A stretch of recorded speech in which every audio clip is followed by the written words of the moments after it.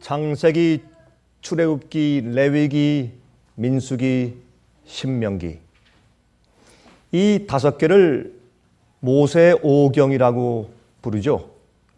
펜타튜크. 신명기서는 모세가 죽기 전에 이스라엘 백성들을 향한 모세의 마지막 유언이었습니다.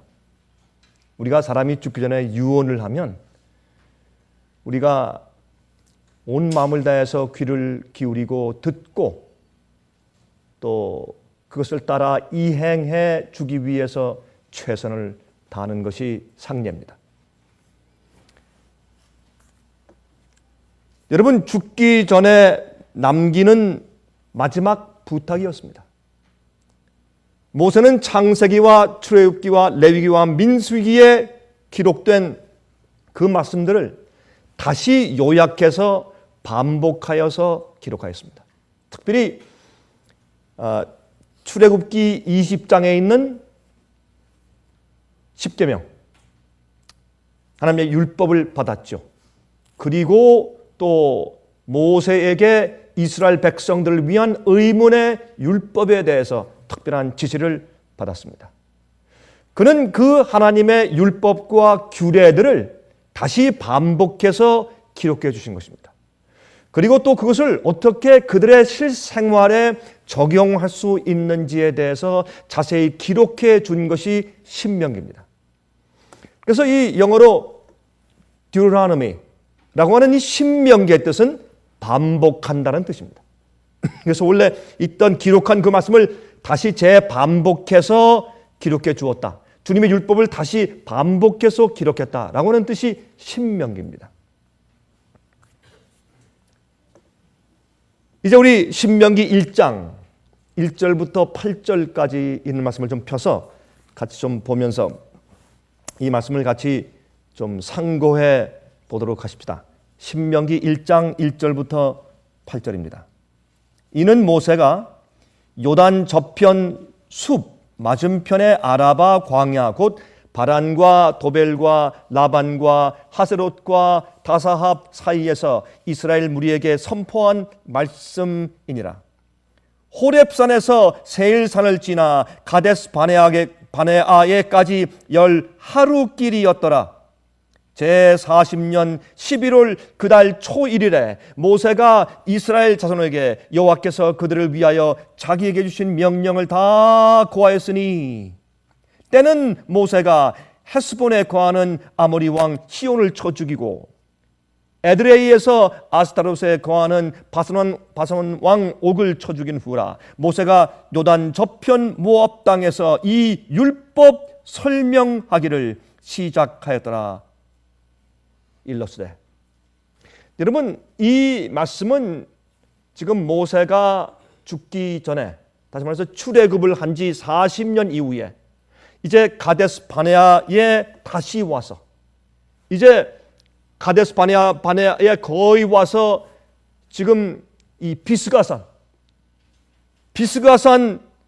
그 바란 광야 옆에 있는 그 비스가산에서 정말 힘센 장수가 조용히 눈을 감고 운명하듯이 조용히 그는 명을 달리했습니다. 그런데 성경을 말씀하기를 그가 120세 그때까지 죽을 때까지 눈이 흐리지 않았고 또한 그의 그 힘이 지나지 않았다. 여전히 건강했다. 그렇게 말씀을 하였습니다.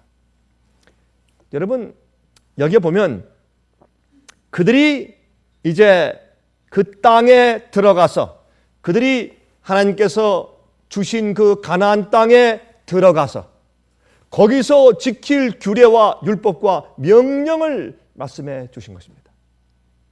여러분, 많은 사람들은 이렇게 생각합니다.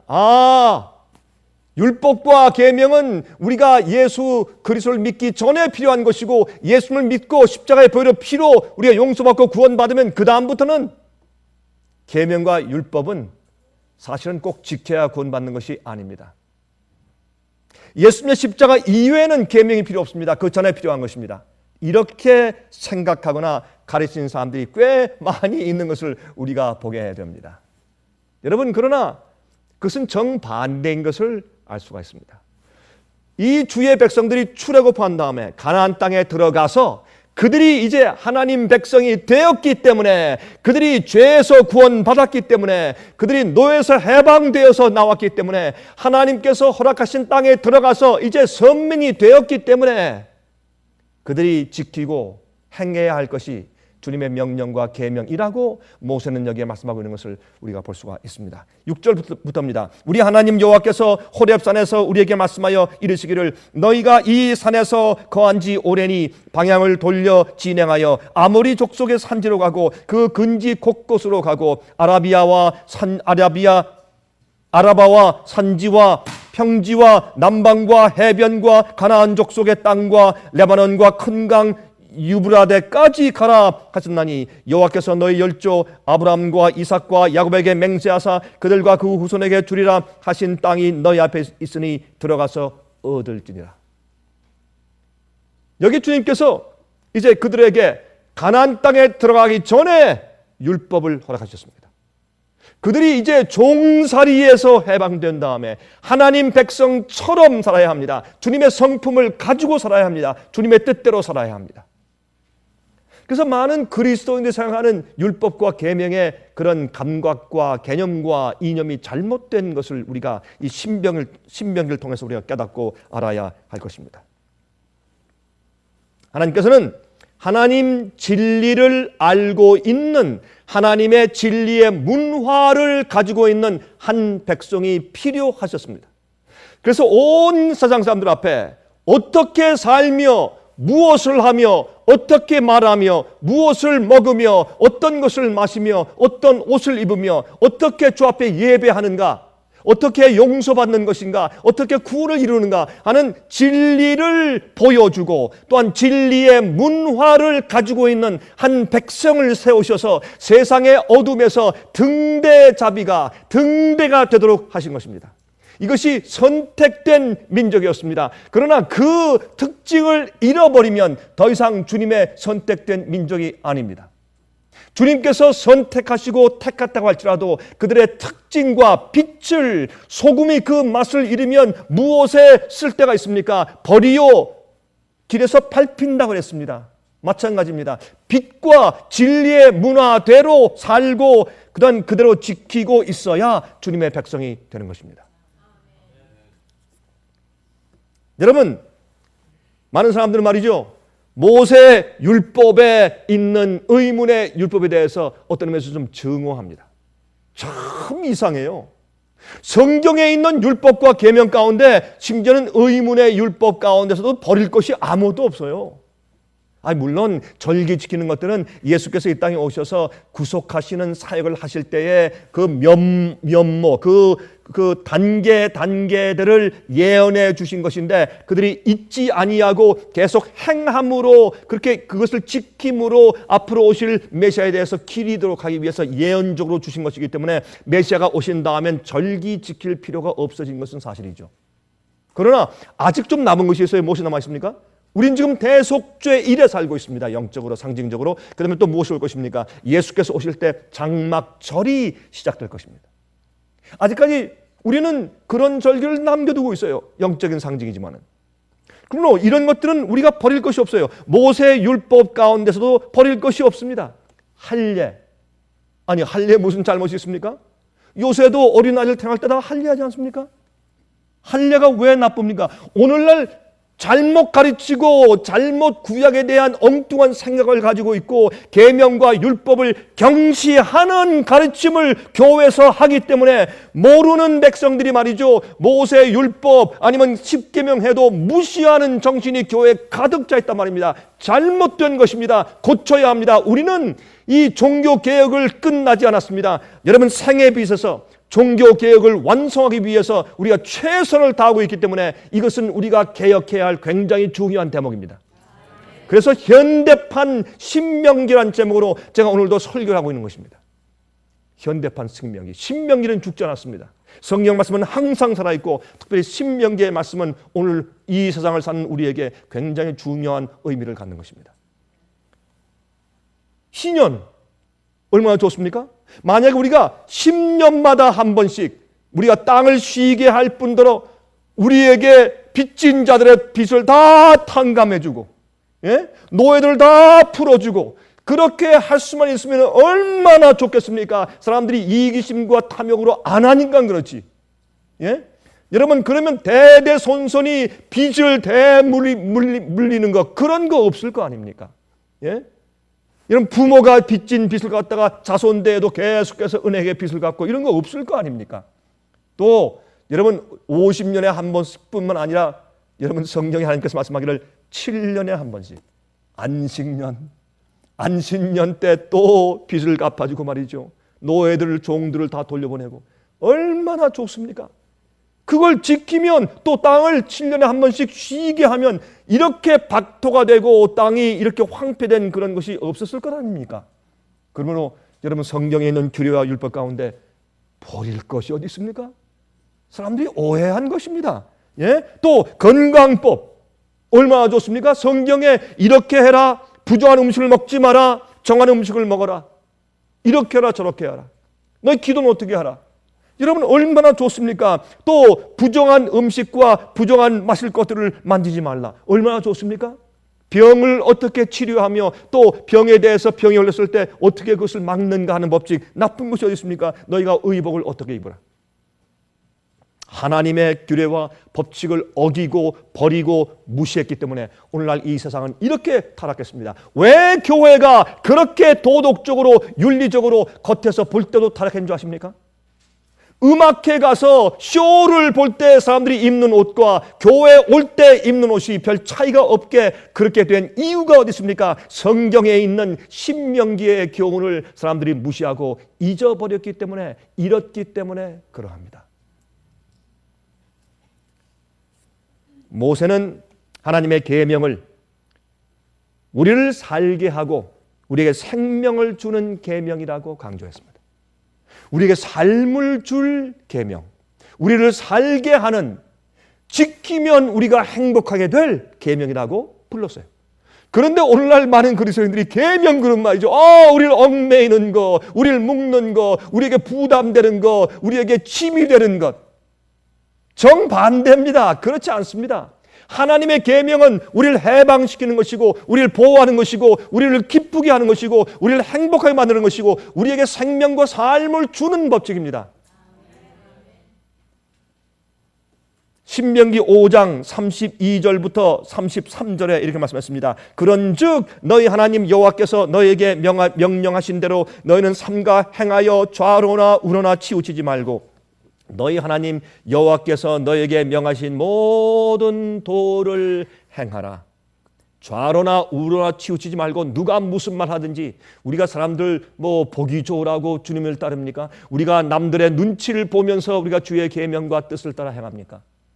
좌로나 우로나 치우치지 말고, 너희 하나님 여호와께서 너희에게 명하신 모든 도를 행하라. 그리하면 너희가 삶을 얻고 생명을 얻고 복을 얻어서 너희의 얻은 땅에서 너희의 날이 장구하리라.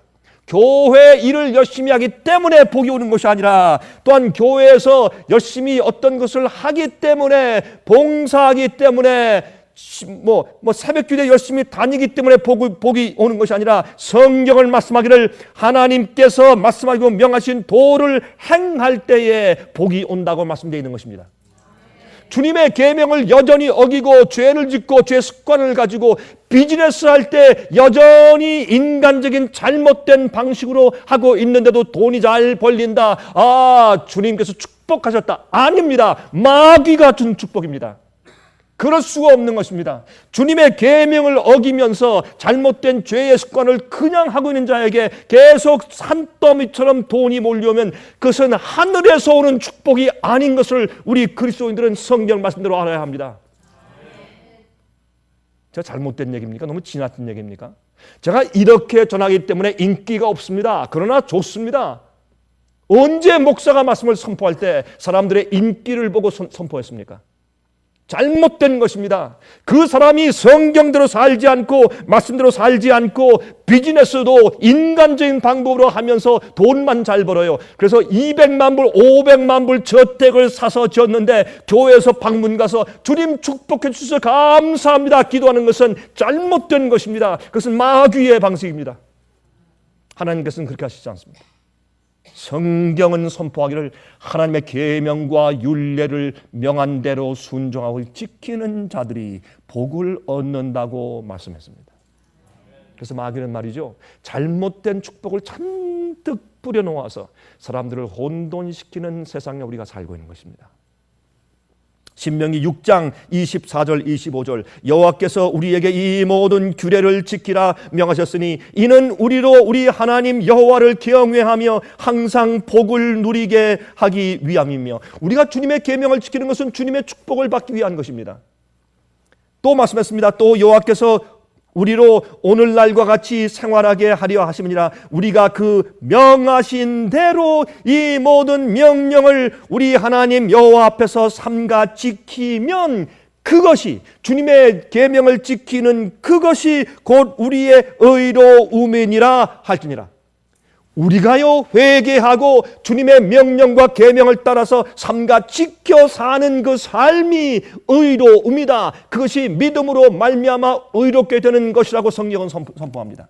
우리가 우리 힘으로 하는 것이 아니라 우리가 회개한 다음에 성령을 받으면 예수님께서 우리 속에서 주님의 계명과 일치한 마음을 우리 마음 가운데 만들어 주시고 그대로 살 수 있는 힘을 허락하시는데, 그 경험을 우리가 믿음으로 말미암아 의롭게 되었다라고 말하는 것입니다. 얼마나 오늘날 통속적으로 가르쳐지고 있는 그런 믿음과 가르침과 다릅니까? 여러분, 에스겔 20장 11절 21절 사람이 준행하면 그로 인하여 삶을 얻을 내 율례를 주며 내 규례를 알게 하였고, 21절 그러나 그 자손이 내게 패역하여 사람이 준행하면 그로 인하여 삶을 얻을 나의 율례를 쫓지 아니하며 나의 규례를 지켜 행하지 아니하였고 나의 안식일을 더럽혔느니라, 그렇게 말씀했습니다. 여러분이지요, 왜 사도 바울은 말이죠, 신약 성경에 말씀할 때 이제 예수께서 오실 때 너희 혼과 영과 몸이 흠이 없이 보존되길 바란다, 왜 그런 말씀을 했습니까? 우리가 주님의 뜻대로 살고 주의 명령과 계명을 지키는 의로운 삶을 살면 내 힘이 아니라 내 속에 계신 성령의 역사와 예수님의 임재가 우리를 그렇게 살도록 만든 것이 하나님과 우리의 올바른 관계가 있다는 뜻입니다. 여러분, 그런 생활을 살 때에 혼은 우리의 마음이요, 우리의 두뇌 가운데서 우리의 지성과 이상과 판단력 있는 우리 마음의 기능을 혼이라고 불렀습니다. 그리고 하나님과 우리 교제하고 또한 영적인 것을 터득하고 인식할 수 있는 우리의 자경을 영이라고 불렀습니다. 어떤 사람은 영이 죽었습니다. 영적으로 분별력이 없어요. 영이 죽었어요. 또 육신에 주님께서 우리가 어떻게 하면 건강하고 우리가 온 몸을 다해서 우리 주님을 섬길 수 있는지에 대한 좋은 교훈을 주셨습니다. 여러분, 고린도 전서의 사도 바울은 계속 말씀했습니다. 너희의 몸은 거룩하신 성령께서 거하시는 전인 것을 알지 못하느냐. 우리 몸은, 그래서 우리 혼과 영과 몸이 거룩하게 흠없이 보존되길 바란다. 이것은 다 주님의 계명에 순종하는 우리 생활과 우리의 의의 생활과 다 관계되어 있는 말씀인 것입니다. 모세는 하나님을 사랑하는 것은 그의 계명을 순종하는 것이다, 그렇게 말씀했어요. 이것이 신명기예요. 자, 그러니 예수님 당시도 신명기가 반복됐고 여러분과 제가 살고 있는 이 현대에도 현대판 신명기가 다시 부활해야 합니다. 여러분, 신명기 6장 1절부터 5절을 읽습니다. 이는 곧 너희 하나님 여호와께서 너희에게 가르치라 명하신 바 명령과 규례와 법도라 너희가 건너가서 얻을 땅에서 행할 것이니. 보세요, 가나안 땅에 들어가서 행할 것이라. 어떤 사람은 예수 믿고 나면 계명 필요 없습니다. 천만의 말씀이에요. 예수님의 피로 구원 얻은 자가 살고 행하는 것이 주님의 계명입니다. 여러분 보세요, 곧 너와 내 아들과 내 손자로 평생에 내 하나님 여호와를 경외하며 내가 너에게 명한 그 모든 규례와 명령을 지키게 하기 위한 것이며 또 내 나를 장국케 하기 위한 것이라. 이스라엘아 듣고 삼가 그것을 행하라. 그리하면 내가 복을 얻고 내 열조의 하나님 여호와께서 내게 허락하신 것 같이 젖과 꿀이 흐르는 땅에서 너의 수요가 심히 번성하리라. 이스라엘아 들으라. 우리 하나님 여호와는 오직 하나인 여호와시니 너는 마음을 다하고 성품을 다하고 힘을 다하여 내 하나님 여호와를 사랑하라. 여기에 모세는 말씀했지 않습니까? 하나님을 사랑하는 것은 무엇이다? 그의 계명을 지키라. 너와 내 후손이 그의 계명을 지키라. 이렇게 말씀하셨지 않습니까? 얼마나 분명합니까? 예수님께서만 말씀하신 것이 아닌 것을 우리가 알 수 있습니다. 레위기 19장 18절엔 또 말씀했습니다. 또 이것도 모세가 하신 말씀이죠. 원수를 갚지 말며 동포를 원망하지 말며 이웃 사랑하기를 내 몸과 같이 하라. 나는 여호와니라. 온 마음을 다해서 주 너의 하나님 사랑하고 내 이웃을 내 몸처럼 사랑하라. 이것이 선지자와 율법의 강령이라. 그것이 요약이라. 예수께서 말씀했습니다. 이것이 첫째부터 열째 계명의 줄거리란 말입니다. 이 얘기가 예수님께서 어떻게 하신 말씀입니까? 모세가 한 그 말씀, 예수님께서 모세에게 주어서 말하게 하신 그 말씀을 예수께서 오셔서 그것을 다시 반복하신 것입니다. 예수님 당시에 신명기를 예수님께서 재반복하신 것입니다. 여러분, 이 미국엔 말이죠, 참 그 동물들이 행복해요. 애완용 동물들. 제가 가끔 이렇게 이제 이 Animal Cemetery, 동물 공동묘지를 지나가면서 보면 참 그 가난한 곳에 있는 사람들은 참 불쌍해요. 가난한 나라 사람들은 말이죠, 정말 묻힐 땅도 없는데 여긴 동물들 갖다가 말이죠, 비싼 돈 주고 땅 사고 비석 만들어주고 말이죠, 거기에 꽃들 다 갖다 놓고 그 꽃도요 꼭 한 달에 한 번씩 가서 또 받고 또 꼽아 또 얼마나 정성스럽게 그 잔디도 싹 깎아주고 말이죠, 매달 돈 내고 말이죠. 그래서 동물 공동묘지, 그렇게 동물 사랑하는데 이웃은 사랑하지 않아요. 한 사람은 말이죠, 자기 개를 때렸다고 찼다고 이웃 사람을 갖다 수했어. 여러분이시여, 여기 말씀하기를 내 이웃 사랑하기를 내 몸과 같이 하라. 이 사랑은 여러분과 제 마음 가운데 없어요. 우리 인간들에게는 사랑이 없어요. 그래서 성경을 말씀하기를 하나님이 먼저 우리를 사랑하셨다. 우리가 주님을 사랑할 때 주님께서 우리에게 이웃 사랑하는 그 사랑을 넣어주시는 것이에요. 그래서 사랑할 수가 있는 것이에요. 원수 사랑할 때 우리가 원수를 사랑하는 그런 애틋한 심정을 가지라 그랬어요? 아니에요. 그런 감정이 우리 마음 가운데 안 생겨요. 우리가 우리 식구를 사랑하는 것처럼 그 원수를 어떻게 사랑하는 감정을 가져요? 그것은 뭐냐면 복수하지 말란 말이에요. 보복하지 말란 말입니다. 불친절하고 냉정하게 대하지 말고 인격적으로 대하란 말이에요. 참고 인내란 말입니다. 공평하란 얘기입니다. 원수에게까지도. 그것이 원수에 대한 우리의 사랑입니다. 그 사랑은 하나님께서 우리 마음 가운데 주셔야 합니다. 여러분, 예수님께서 마귀를 보실 때 아니면 악인들을 보실 때 주님께서 우리 의인들을 사랑하시는 것처럼 그런 애틋한 감정을 가지고 계실까요? 저는 아니라고 생각합니다. 주님께서 그들에게 똑같이 햇빛 주시고 똑같이 비를 주시고 그들을 똑같이 인격적으로 대하시고 주님께서 온유하고 인내하시고 참으시지만은, 그러나 주님께서 그들을 우리를 향한 그런 애틋한 심정처럼 감정을 가진 것은 아닙니다. 그러면 우리가 원수를 사랑할 때 하나님의 품성을 가질 수 있습니다. 우리도. 예. 저는 이 어떤 사람들은 말이죠, 이 고양이 개를 안고 자고, 이 말을 좀 조심해야 되는데, 미국의 이 정치가들은 꼭 애완용 동물을 하나씩 키우죠. 싫어하는 사람도. 왜?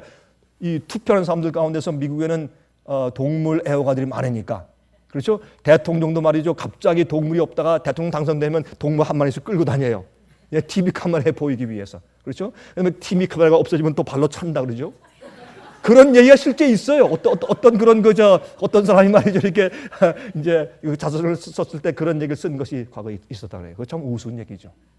저는 애완용 동물 데리고 절대 못 살 겁니다. 전 우리 집안에 들어오는 것도 아주 제가 그런 건 제가 이거 조심해야죠. 말을 저도 선별해서 해야지. 별로 좋아하지 않습니다. 별로 좋아하지 않습니다. 어떤 사람들은 참 사랑해요. 여러분이시여, 그게 어떻게 억지로 돼요? 억지로 되는 것이 아니에요. 우리 인간들은 말이죠. 어때요? 어떤 사람들은 주는 거 없이 미운 사람이 있어. 그런 사람이 있죠. 솔직히. 그 사람이 나한테 특별히 뭐 잘하고 못하고 그런 게 없는데 딱 보기만 하면 딱 보기가 싫어요. 그럼 뭔가 싫고 말하기도 쉽지 않고 뭔가 거리감이 있고 처음 만날 때부터 아예 딱 좀 별로 안 좋은 사람이 있어요. 그거 왜 그런 줄 아십니까? 여러분 지남침이 있죠. 지남추를 보면 양극과 음극이 있죠. 그렇죠? 그런데 여러분이 이 보면 어떤 것은 같은 극을 갖다 대면은 막 밀치는데 다른 걸 갖다 대면 딱 붙어버려요. 그런 식으로 우리도 모르게 과거에 지내온 우리의 습성, 가정교육, 또한 교육의 배경, 자라면서 우리가 그렇게 계속 쌓아둔 우리의 성품, 성질들, 개성들이 내 속에 있어서 그것이 온도계가 돼서 나도 모르게 즉각 반응해요. 어떤 사람이 걸어오는 모습만 봐도 싫어요. 왜 이렇게 활발하게 걷냐 이거예요. 좀 조용히 걸어야지. 그건 봐도 싫어요. 어떤 사람은 와가지고 말을 많이 하면 왜 이렇게 말이 많냐요. 그러니까 이게 나하고 다르기 때문에 뭔가 익숙하지 않기 때문에 싫어하는 것입니다. 우리가 어떻게 계명을 지킬까요? 하늘에서부터 내려오는 예수님의 사랑을 받아야 합니다. 그래야 우리가 원수까지도 사랑할 수가 있습니다. 우리는 계명을 지킬 수가 있습니다. 예수께서 그것을 인간의 육신을 쓰고 오셔서 이 땅에서 우리에게 보여주신 것입니다. 하나님의 계명은 우리를 죄와 마귀의 공격과 재앙들로부터 보호하는 울타리입니다. 우리가 주님의 계명을 어기고 죄를 짓고 살면 마귀는 항상 우리를 공격할 수 있는 틈을 얻는 것입니다. 여러분이시여, 오늘 아침에 여러분들이 이 교회에 오실 때, 차를 타고 오실 때 마귀가 공격하여 갑자기 사고가 나서 여러분이 죽지 않은 것을 인해서 감사하시기 바랍니다. 우리가 주님의 계명을 지키지 않고 살 때 마귀는 항상 틈을 가지는 것입니다. 아직 회개할 기회가 있는데 주님께서 아직 보호해 주시고 주님께서 안보하시기 때문에 그런 것이었죠. 그것을 우리가 이해해야 합니다. 우리 마음속에 마귀의 비행장이 없어야 합니다. 마귀의 시험과 유혹이 항상 이용하는 발판과 활주로가 없어야 합니다. 여러분, 우리의 가까이 있는 이 애틀란타 공항은 말이죠, 이 비행기가 말이죠 20초에 한 대씩 뜨고 내린대요. 20초에 한 대씩. 얼마나 많아요. 그런 식으로 사람들 속에는 말이죠 마귀의 활주로 비행장이 있어요. 마귀가 항시 드나들 수 있어요. 그것을 어떻게 막는가? 주님의 계명을 지키는 것입니다. 우리가 하나님의 성령의 은혜를 받아들이고 우리가 주의 계명을 지키는 것입니다. 그러면 우리 속에 있는 죄, 우리 본성들이 아무리 충동하고 겉에서 유혹이 공격한다고 할지라도 우리는 그런 마귀의 시험에서 보호받을 수가 있는 것입니다. 그것이 주님의 계명의 목적입니다. 계명은 우리 속에 죄를 알려주는, 죄를 드러내는 역할도 하지만 그 이후에 죄가 들어오지 못하게 하는 방어책이 된다는 사실을 기억하셔야 하실 것입니다. 또한 모세는 말이죠, 우리가 행복할 수 있는 길은 거룩하게 되는 것이라고 했습니다. 우리가 거룩한 생활을 살면 행복해요. 죄책감이 있으면 절대로 행복하지 못해요. 마음에 용서의 기쁨이 있고 구원의 확증이 있어야 우리 마음에 쉼이 있고 행복하고 즐거워요. 아침에 일어나서 나는 행복하고 주님께서 나를 인정하시고 내게 쉼이 있다, 나를 받으신 주님의 은혜가 있다라는 그런 행복감이 있는 것입니다. 거룩하지 않을 때 행복이 없는 것입니다. 하나님을 사랑하는 것은 무엇인가? 계명을 지키는 것입니다. 우리의 의로움이 무엇인가? 주님의 계명을 지키는 것입니다. 사랑의 동기에서 드리는 순종, 기꺼운 마음으로 사랑해서 바치는 순종, 그것은 제사보다 낫다. 그렇게 말씀했습니다. 자, 그런데 현대 기독교의 가르침들이 마치 구약에 있는 그런 율법들과 계명들을 증오하게 만듭니다. 그러므로 우리는 아직 하다가 그만 중도에서 끝나고만 이 계명을 지키는 운동, 율법을 다시 회복시키는 운동을 우리가 마땅히 해야 할 것이요, 이는 우리가 맡은 아주 중요한 부분 가운데 하나입니다. 모세가 신명기에서 이것을 강조했습니다. 예수님의 복음은 하나님의 계명을 존중하고 사랑의 동기로 그것을 순종하게 만듭니다. 죄인을 용서하실 뿐만 아니라 변화시켜서 원래 상태로 돌이키시는 것이 구속의 목적이기 때문에 그렇습니다. 여기 마태복음 22장 37절부터 40절에 예수께서 말씀하신 것을 알죠. 예수께서 가라사대 내 마음을 다하고 목숨을 다하고 뜻을 다하여 주 너희 하나님을 사랑하라 하셨으니 이것이 크고 첫째 되는 계명이요 둘째는 그와 같으니 내 이웃을 내 몸과 같이 사랑하라 하셨으니 이 두 계명이 이 온 율법과 선지자의 강령이니라. 그렇게 말씀했습니다. 여러분, 신약시대의 신명기, 예수님께서 말이죠, 이 지구를 떠나시기 전에, 지구를 떠나서 하늘로 올라가시기 전에 주님께서 어떻게 해요? 신명기에 있는 계명을 다시 설명하셨죠. 그것이 신약시대 신명기라고 우리가 부를 수 있어요. 어떻게 말씀하셨습니까? 요한복음 14장 15절 21절입니다. 요한복음 14장 15절 21절 너희가 나를 사랑하면 나의 계명을 지키라. 얼마나 분명해요. 예? 모세가 한 얘기가 똑같죠. 나의 계명을 가지고 지키는 자라야 나를 사랑하는 자니 나를 사랑하는 자는 내 아버지께 사랑을 받을 것이요 나도 그를 사랑하여 그에게 나를 나타내리라. 이게 신명기 아닙니까? 예수님께서 모세에게 이르신 그 말씀을 당신 자신이 오셔서 다시 반복해서 우리에게 말씀하셨어요. 얼마나 중요한지 모르겠습니다. 요한복음 15장 10절에 말씀했습니다. 내가 아버지의 계명을 지켜 그의 사랑 안에 거하는 것 같이 너희도 내 계명을 지키면 내 사랑 안에 거할 것이라. 얼마나 분명한 말씀입니까? 그런데 어떤 사람들은 이렇게 말합니다. 요새 목사님 모르시는 말씀하시네요. 예수님께서 말씀했습니다. 내가 너에게 새 계명을 주노니 서로 사랑하라. 서로 사랑하면 되는 거죠. 하나님 사랑하고 이웃 사랑하면 되는 거죠. 그것이 십계명입니다. 그것이 계명을 지키는 것입니다. 왜? 하나님의 사랑이 내 마음 가운데 들어와야 계명을 지킬 수 있기 때문에. 우리가 계명을 지켜서 온전하게 한 다음에 주님께서 받으실만 하면 그때 주 앞에 나가는 것이 아닙니다. 죄인은 있는 그대로 나가야 합니다. 우리 있는 그 자체대로 나가야 합니다. 왜? 죄인은 주님의 율법을 지킬 수가 없습니다. 우리가 가서 회개하고 피로 씻고 성령을 받아서 우리 마음에 예수의 마음이 생기고 마음이 변화되고 바꾸어질 때에 그때 계명을 지킬 수 있는 마음이 생기는 것입니다. 사람들이 거꾸로 하는 것입니다. 거꾸로 하는 것입니다. 여러분, 그러므로 여러분 여기 보세요. 요한 2서 1장 4절부터 6절에 이렇게 말씀했어요. 여러분, 사도 요한이 이렇게 지금 설명합니다. 들어보세요. 요한 2서 1장 4절부터 6절 너희 자녀 중에 우리가 아버지께 받은 계명대로 진리에 행하는 자를 내가 보니 심히 기쁘도다. 부녀여 내가 이제 내게 구하노니, 잘 들으세요. 서로 사랑하자. 이는 새 계명같이 내게 쓰는 것이 아니오 오직 처음부터 우리가 가진 것이라. 예수님께서 왜 새 계명을 그랬습니까? 율법을 잘못 지키니까 새 언약 가운데 새로운 경험으로 새로운 마음과 태도를 가지고 계명을 지키라. 그래서 새 계명이라는 겁니다. 첫 번째 계명을 폐하신 것이 아닙니다.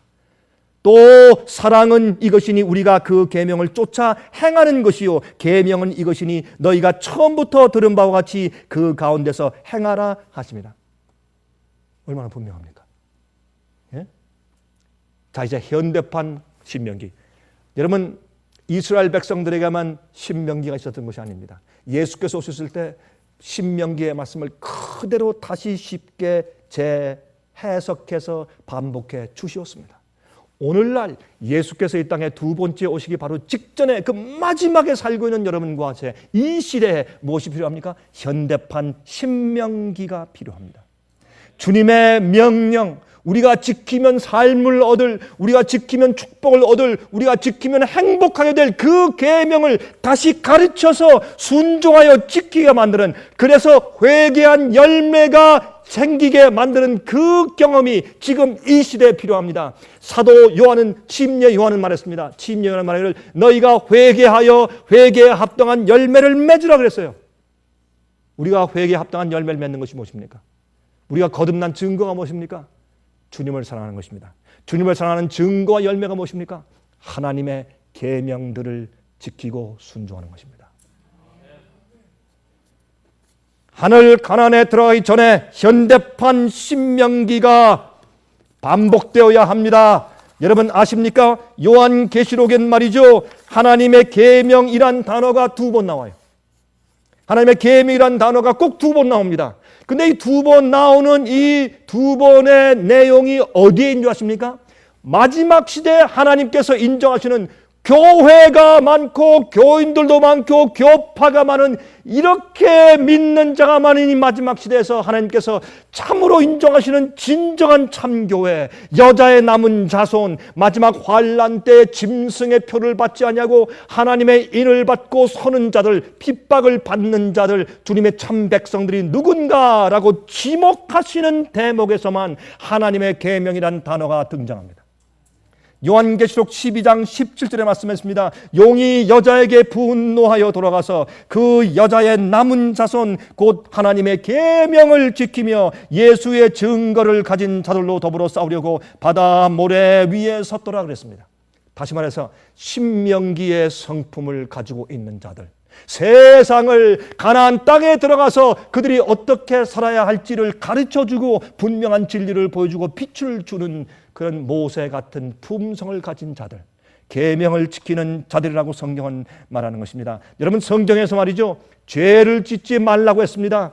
여러분, 우리가 죄를 짓지 말아야 합니다. 우리가 실수하고 연약하여 넘어질 수 있을지 모릅니다. 그러나 죄를 품지 말아야 합니다. 알면서 죄를 짓는 일은 절대로 있어서는 안 될 것입니다. 계속 성령의 소리 마음 가운데 그것은 죄인이 내게 달라고 포기하라고 계속 속삭일 때 그때마다 우리가 굴복해야 합니다. 우리 죄를 품고 살면 안 됩니다. 계명을 지키는 백성들이 되어야 합니다. 계명을 지키는 것은 10가지 다 합니다. 10가지 모두 다 지켜야 합니다. 그것이 계명을 지키는 것입니다. 여러분, 요한계시록 14장 9절부터 12절입니다. 또 다른 천사 곧 셋째가 그 뒤를 따라 큰 음성으로 가로되 만일 누구든지 짐승과 그의 우상에게 경배하고 이마에나 손에 표를 받으면 그도 하나님의 진노의 포도주를 마시리니 그 진노의 잔에 섞인 것이 없이 부은 포도주라.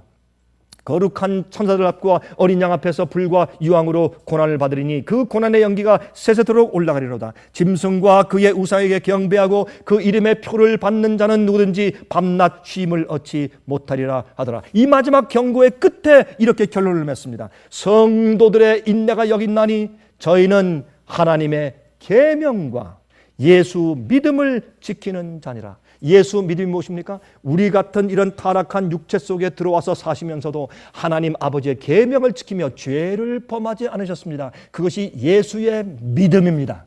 그 예수의 믿음을 지키고 계명을 지키는 백성들이 있는데 그 성도들에게 인내가 있을 것이다. 왜 인내가 필요합니까? 곧 다가오는 환난에 통과하는 인내가 있는 것입니다. 한 재혼한 부인이 있었습니다. 제가 그 미국 부인의 간증을 들은 적이 있습니다. 그 부인이 본 남편과 결혼했을 때 그 본 남편은 말이죠, 이제 들어올 때마다 이 부인이 아주 널버스하고 아주 좀 두려웠다 그래요. 왜냐하면 들어올 때 아주 아름다운 음악이 틀어져 있어야 되고 클래식 음악이 청소가 깨끗하게 잘 돼 있어야 되고 그 남편이 좋아하는 음식을 매일 또 바꿔야 돼요. 음식을 다 요리가 잘 차려져 있어야 되고 또 따뜻한 목욕물이 데펴져 있어야 되고, 안 그러면 말이죠, 이 바쁘게 지내다가 남편 시간 됐다 정신없이 땀을 흘리면서 그걸 준비했어야 됩니다. 안 그러면 와서 구박하고 야단치고 하니까 기분 나빠하고 신경질 부리니까 이 부인이 거기에 얽매여서 남편에게 그렇게 살아오는 것이 습관되었습니다. 이제 남편이 죽었습니다. 이 부인이 거기서 해방된 것입니다. 그러면 얼마 있다가 2번째 남편과 결혼을 했습니다. 그 2번째 남편은 참 자상하고 정말 인자한 남편이었다는 겁니다. 그 남편과 살면서 이제는 그렇게 하는 것이 참 짐이고 부담이었는데 이젠 남편이 올 시간 되면 휘파람 소리를 불면서 아주 즐거운 마음으로 그렇게 자기에게 잘해주고 행복하게 만들어주는 그 좋은 남편을 위해서 요리를 만들고 청소하고 음악을 틀어놓고 목욕물을 데워놓는 것은 부담이 아니고 즐거운 일이었다는 겁니다. 참 그렇게 하고 싶고 남편을 기쁘게 해주고 싶어서 매일 그렇게 했다는 겁니다. 전혀 그것은 어려운 일이 아니라고 간증했습니다. 우리가 하나님께 드리는 예배와 주님께 우리가 지키는 율법과 계명을 지키는 경험은 그래야 합니다. 우리 마음 가운데 하나님의 사랑이 충만하시기를 간절하게 바랍니다. 자비하신 하늘에 계신 우리 아버지 하나님이시여, 오늘 주신 말씀 감사합니다. 주의 말씀 속에 우리가 버릴 것이 단 한 개도 없습니다. 주여, 우리에게 삶을 주고 우리를 행복하게 만들며 우리에게 쉼을 주고 우리를 보호하는 울타리가 되며 우리를 축복받게 하는 주의 계명 지킬 수 있는 마음 허락해 주시옵소서. 우리가 온 마음을 다해 주님을 섬기게 도와주시옵소서. 살아계신 예수 그리스도의 귀하신 이름만 의지하여 간절하게 기도합니다. 아멘.